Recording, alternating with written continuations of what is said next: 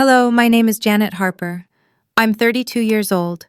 When my sister Christina and my parents Mason and Ashley told me I wasn't welcome at their place for Christmas, I gave them a nod, got in my Jeep, and made one phone call.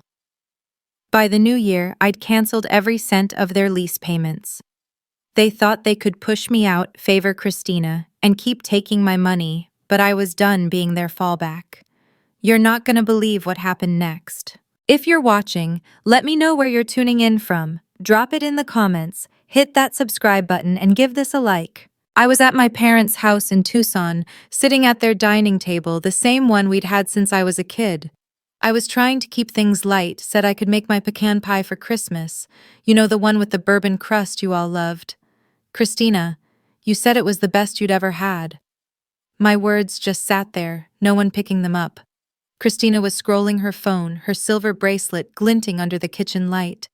Mom Ashley was fussing with some decorations, and Dad Mason was sipping coffee, avoiding my eyes. The air felt off, like they were waiting for me to leave. Then Christina looked up, her face hard. Janet, we don't want you at Christmas this year. It hit like a slap. But before I could say anything, Mom chimed in, "It's for the best, honey.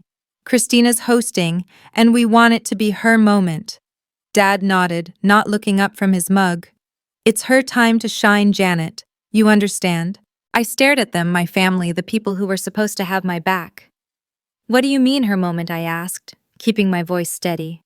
Christina leaned forward, her tone sharp. "Jacob's parents are coming, and we're keeping it intimate. Just them, us, Mom and Dad." "You'd make it complicated," Mom added. "You're always so loud, Janet, with your stories and your food. It's not the vibe we're going for." Dad just said, "We're proud of Christina's life. Let her have this." I felt my hands go cold, but I didn't let it show. Proud of Christina's life, the life I'd been funding for years. "So I'm too much for your fancy Christmas," I said, looking at Mom. She didn't meet my eyes, just kept straightening a wreath. "Where am I supposed to go then?" Christina shrugged. "Maybe Aunt Clara's, or we'll catch up after the holidays." After. Like I was an afterthought. I stood up my chair, scraping the floor. "Got it," I said, heading for the door, passing the family photos on the wall. Christina's wedding, her graduations, her perfect moments, me barely there. "Tell Jacob's parents happy holidays," I said, my voice sharp, and walked out. The Tucson heat hit me dry and heavy as the door shut behind me. Mom called my name once, but nobody came after me. I got in my Jeep, sat there with the engine off, staring at the Christmas lights in my parents' neighborhood. My phone buzzed, probably Christina, with some fake apology to keep me in line. I ignored it. I started the engine and drove off, the AC blasting, as I headed through Tucson's streets to my apartment. The Catalina foothills stood in the distance, reminding me of the kid I used to be, the one who thought family meant sticking together, who'd give everything for them. That kid was wrong. At a stoplight on Oracle Road, I watched a family load Christmas gifts into their car, kids laughing, parents smiling. That used to be us before Christina became the golden child, before I turned into the one they called when they needed money. The numbers hit me hard, like they'd been waiting to spill out. $2,500 every month for 4 years. I'd run the math last summer, and it nearly broke me. $120,000. More than I'd ever saved for myself, gone to keep Christina's life perfect, while Mom and Dad cheered her on. I hit the gas as the light turned green, my Jeep growling louder than I meant it to. On Speedway Boulevard, I'd refinanced my car to cover their lease down payment. The loan officer had looked at me like I was crazy. "Ms. Harper, this is a lot for someone else's house," he'd said. I thought I was helping family, but it was just Christina's house, not ours. On Campbell Avenue, I'd taken out a personal loan when her boutique crashed. "It's temporary, Janet," she'd said, with Jacob standing there, his $500 watch ticking away my future. They knew I'd say yes. I pulled into my apartment complex, the gravel lot crunching under my tires. Another thing I couldn't fix because my money went to their desert mansion. My porch light flickered, one more repair I'd put off. Inside, my place felt empty, no trace of the family we used to be.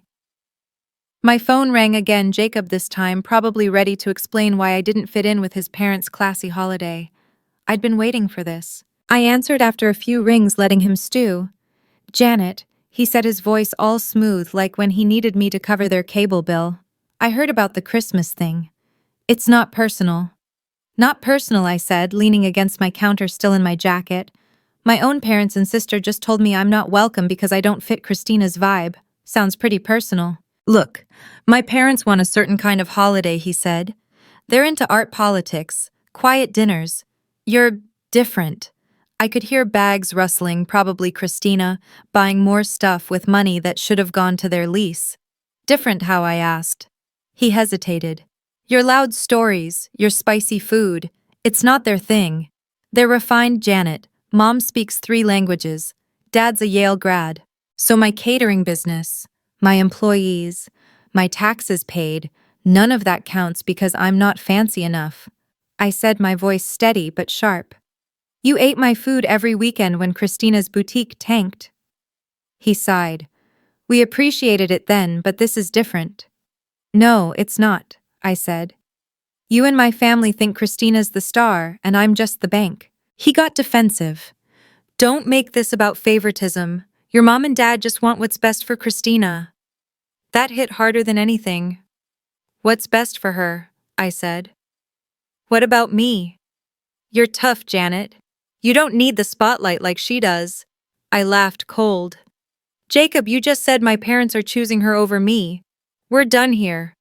I hung up the air in my apartment, feeling lighter, like I'd cut a rope that had been strangling me. I walked to my desk, pulled out the folder I'd been avoiding: bank statements, lease agreements, 4 years of transfers that had drained me dry while they lived like kings. $2,500 a month, $120,000 total, plus $20,000 for the down payment and random bills I'd covered. Mom's inheritance, my savings, my future gone. I called my bank, punching through the automated system. Customer service, I said, my voice firm. This is Sarah, a woman answered. How can I help? I need to cancel an automatic transfer, I said, giving her the account details. She typed for a moment. $2,500 monthly to Desert Sun Realty account ending in 3192. How long have you been doing this? 4 years, I said, the words tasting sour. Cancel it immediately. Yes, I said, looking at my outdated fridge, the peeling paint. Immediately. It's done, she said. Anything else? No, I said, and it felt like freedom. I hung up the apartment quiet. I gathered the bank statements, the lease papers, every piece of proof that I'd been their fool, and tossed them into my fireplace. The flames ate them up, warming my face, as 4 years of my life turned to ash. I poured a glass of mezcal, raised it to Mom's old photo on the shelf. Merry Christmas to me, I said, and meant it. I'd just stopped the lease payments that had been bleeding me dry for years, keeping Christina, Jacob, and my parents, Mason and Ashley, in their fancy Tucson house. I thought I could walk away clean, but they weren't about to let me go without a fight. They figured they could guilt me, push me around, even smear my name to keep their perfect world spinning. They didn't know I was already planning my next move. The next morning I was drinking coffee, real stuff I could afford now that $2,500 wasn't vanishing every month.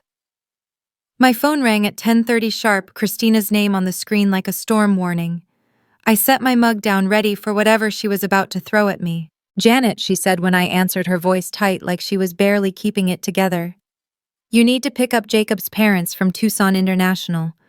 Their flight from Phoenix lands at 1:30 and you're free during the day. I couldn't believe the nerve. After my own family kicked me out of Christmas, she thought I'd play taxi for her in-laws. Christina, I said, keeping my tone even. You remember what you mom and dad said yesterday, right? She huffed like I was the problem. Forget that. This is about family helping out. Jacob's parents need a ride and you've got the time. The way she said it, like I was just a tool to be used, made my blood boil, but I stayed calm. What airline? I asked, low and steady. Southwest Flight 622, baggage claim 2, she said, like it was just another errand. Wear something nice, Janet, like that dress from my wedding. They care about appearances. She hung up without a thank you, like I was supposed to be grateful for the job. I checked my clock, 10:35. Plenty of time. I poured another coffee and opened the Arizona Daily Star to the crossword I hadn't touched in weeks. 6 across 10 letters, payback delayed. I'd get to it later. By 1:45, I was lounging in my armchair with iced tea, flipping through the paper's sports section. The Wildcats lost again, no surprise. My phone buzzed Christina. I let it ring, watching the screen go dark. The quiet in my apartment felt like mine for the first time in years. By 2:30, I had 6 missed calls from her. I ignored them and started sorting through my junk drawer, tossing out old bills and broken pens. You'd be amazed how much you can get done when you're not running errands for people who think you're nothing. At 3, another number called, probably Jacob's parents, Victor and Lillian, stuck at the airport, wondering why their free ride didn't show. I let it go to voicemail. By 3:45, my phone was blowing up call after call like they thought they could force me to cave. I unplugged my landline, turned off my cell, and made a quesadilla, the cheese melting just right, the kind of meal I hadn't had time for because I was too busy paying their electric bill. Somewhere out there, 3 people were standing in an airport lot arguing over an Uber, mad that their errand girl had ditched them. That thought made my food taste better. By 5, I'd eaten, cleaned up, and was scrolling through streaming options looking for a movie. It had been years since I'd had a night to myself without Christina or Mom calling with some emergency, like needing cash for new curtains. I was just about to pick a film when someone started pounding on my door hard enough to shake the frame. I knew who it was before I stood up. I checked the peephole. Victor, red-faced and furious, Lillian looking like she'd been through a desert storm, and Christina, her scarf a mess, trailing behind. I opened the door and Victor pushed past me. "What's wrong with you, Janet?" he yelled. "We waited at that airport for 3 hours. Lillian followed, her voice icy. "This is beyond unacceptable for someone your age." Christina just stood there looking like she wanted to bolt. "You embarrassed us, Janet. We had to pay $50 for an Uber because you flaked." "Get out of my apartment," I said, my voice sharp enough to stop them cold. They froze, not expecting the steel in my tone. Victor's face darkened. "You don't get to make demands after that," he snapped. I held my ground by the door. "This is my place. Leave. Now." Lillian stepped closer, her tone dripping with superiority. "You don't understand what you've done, Janet. My husband has connections all over Tucson business social. You can't treat us like this and walk away." I looked her in the eye. "This was a lesson, Lillian. About how you and my family treat people you think are less than you." Christina snapped. "A lesson? Who are you to teach anyone?" "I'm the one who's done being your bank and your driver," I said, holding the door wider. "Get out." Victor pointed at me, his finger inches from my face. "You're messing with the wrong people. I've got friends in this town who can make your life hell." "Is that a threat?" I asked, not budging. "It's a fact," he growled. Lillian smirked. "You'll face consequences, Janet, and they'll be public." Christina tugged at her dad's arm. "Let's go, Daddy. She's not worth it."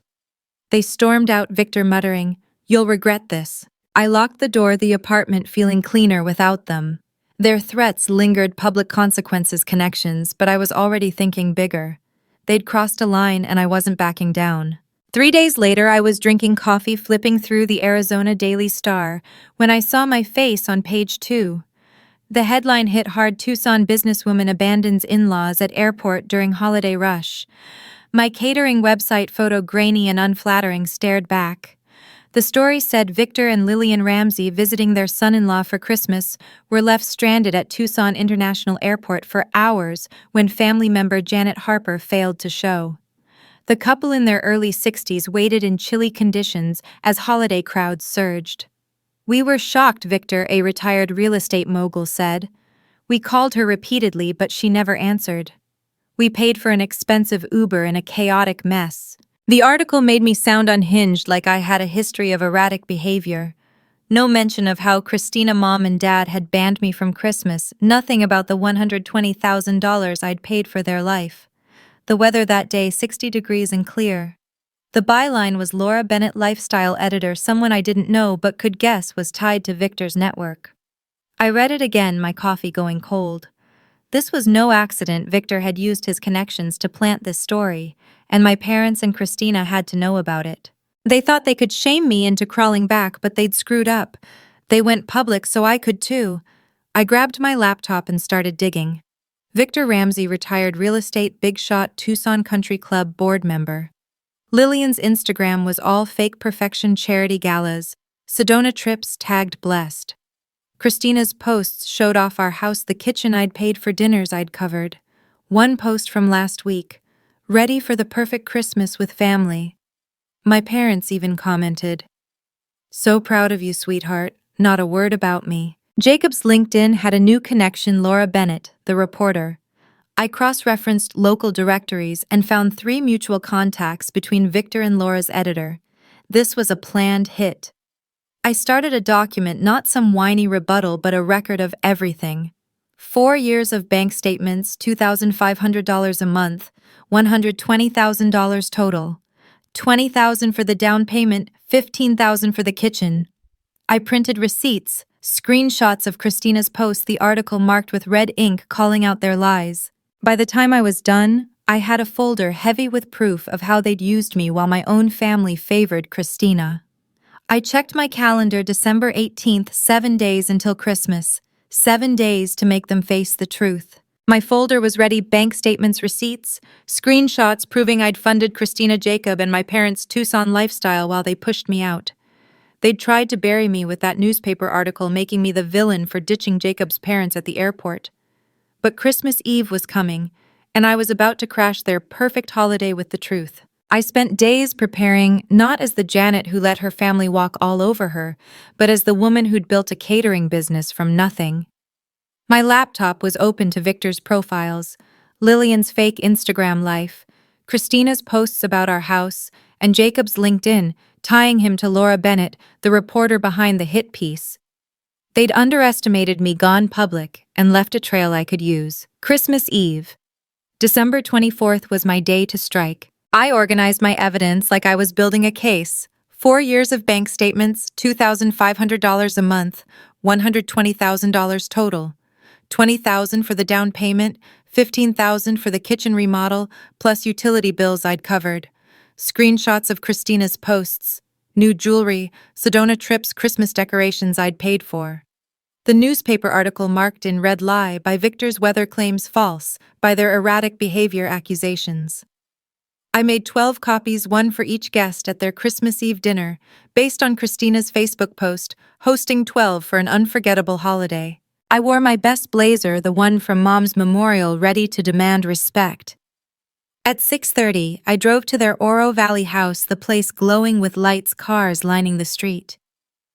I walked through the unlocked front door. Christina always bragged about their safe neighborhood. Inside, laughter and chatter spilled from the dining room. "Christina's outdone herself," Mom was saying, her voice proud. "This is her moment," Dad added. I stepped into the dining room, briefcase in hand, and 12 faces turned: Christina, Jacob, Mom, Dad, Victor, Lillian, and 6 strangers, all stunned. "Good evening," I said, setting my briefcase on the sideboard. "Hope you don't mind me joining your Christmas." Christina stood up fast. "Janet, get out. You're not welcome here." Mom nodded. "This isn't your place, honey." Dad added, "Don't ruin this for your sister." I opened my briefcase. "Your guests should know who paid for this house, this dinner, this life you're all so proud of." A woman in a red dress frowned. "What's she talking about?" Christina snapped. "She's just upset. Ignore her." But I handed out packets. "These are bank records," I said. 4 years, $120,000 in lease payments, $20,000 for the down payment, $15,000 for the kitchen. I paid for your life while you told me I didn't belong. Guests flipped through the papers, eyes widening at the numbers. "This is insane," a man said, holding a bank statement. "Christina, you never mentioned this." Mom tried to step in. "Janet, you offered to help. We didn't force you." "Offered," I said, looking at her. "You and Dad told me to support Christina because she's the one you're proud of. You banned me from Christmas because I'm too loud for your perfect daughter's holiday." Dad's face tightened. "You're making a scene, Janet." I laid out the newspaper article. "No, you made a scene when you let Victor smear my name." I showed the marked-up article. Victor used his connections to call me erratic, said I left them in freezing weather. It was 60 degrees. A guest in glasses looked at Victor. "You made that up." Lillian jumped in. "She abandoned us at the airport." "After you, Mom and Dad told me I wasn't good enough for your table," I said. my voice steady. The woman in the red dress turned to Mom. Ashley, you let your daughter pay all this and then excluded her. Victor tried to deflect. She's unstable, twisting everything. I pulled out my phone showing Christina's posts. Unstable. I've been funding your daughter's life while you Mom and Dad cheered her on and told me I didn't fit in. Jacob spoke up quiet. Janet, I didn't know about the article, but you knew I was banned, I said, and you didn't say a word. A man in a suit shook his head. This is shameful. You used her money and then attacked her. Christina's voice cracked. It's a family matter. Not when you made it public, I said. You tried to ruin my name to protect your pride. I looked at the guests. I wanted you to know the truth before they spin another story. I closed my briefcase. Enjoy your dinner. It's the last I'm paying for. I walked out, voices rising behind me, questions, arguments, their perfect world crumbling. In April, a certified letter arrived. Lease default, 3 months, unpaid $7,500 in arrears. Christina and Jacob were facing eviction. I set it aside, sipping coffee on my patio, Tucson spring blooming around me. My phone had been buzzing for weeks. Christina's number blocked Mom and Dad's too after their voicemails begging me to fix this for family. Jacob showed up one evening looking worn out, his usual polished look gone. Janet, he said when I let him in, I'm sorry. For Christmas, the article, everything. He glanced around my apartment. New paint, new furniture, things I could afford without their burden. Looks good in here, he said. It's what happens when you stop paying for people who don't care, I said, sitting down. Coffee. He shook his head, sitting stiffly. I didn't know Victor got that article printed. Or what they said about you and Ashley. What did they say about Mom, I asked. That she knew her place didn't cause trouble like you. He looked ashamed. I should have stood up for you. Yeah, I said, plain and simple. You should have. He rubbed his face. The house is in default. We're gonna lose it without your help. That's your problem now, I said. You, Christina, Mom and Dad made it clear I'm not family unless I'm paying. He looked desperate.